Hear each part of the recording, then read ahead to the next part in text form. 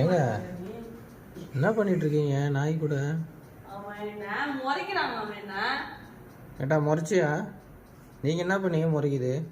நான் எதுவுமே பண்ணல. நான் என்ன பண்ணேன், இப்படி அடிக்க வந்தேன். அதுக்கு ஓ அப்படின்றான்.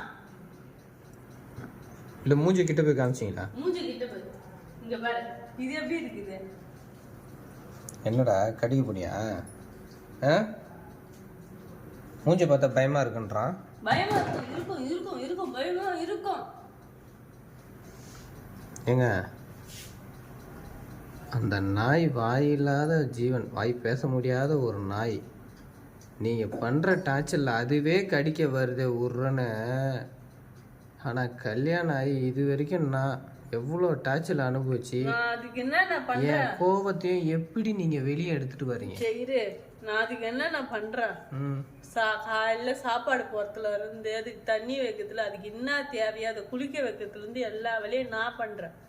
அதான் அவ்வளவு பண்ணியும் மூஞ்ச காட்டுறீங்களே உருன்னு.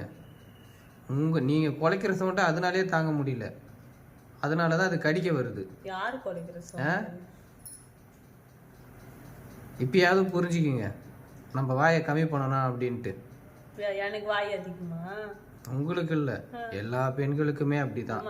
சில பேர் மட்டும்தான் அன்னை தெரசா மாதிரி இருப்பாங்க. அவங்க பாதத்தை தொட்டு கூட நம்ம கும்பிடலாங்க. ஆனா நீங்க எல்லாம் இருக்கீங்களே, நாய்களே வெறியாய் கடிச்சிருங்க. பார்த்து நான் கம்முன்னு இருப்பேன், நாய்கள் இருக்காது கம்முன்னு. எங்க என்ன பண்ணிட்டு இருக்கீங்க? சாப்பாடு போடுறேன்.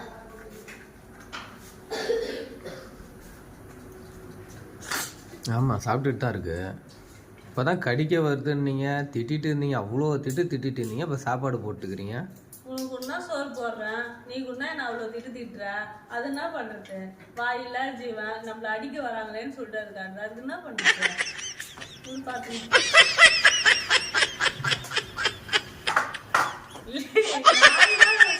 இவ்வளோ ஒண்ணு சொல்றேன். உங்களுக்கு என்ன சாப்பாடு போடுறேன்னு நீங்க கொடுத்தா என்ன எவ்வளவு திட்டுறீங்க? அதுக்காக நான் உங்களுக்கு சாப்பாடு போடாம இருக்க முடியுமா?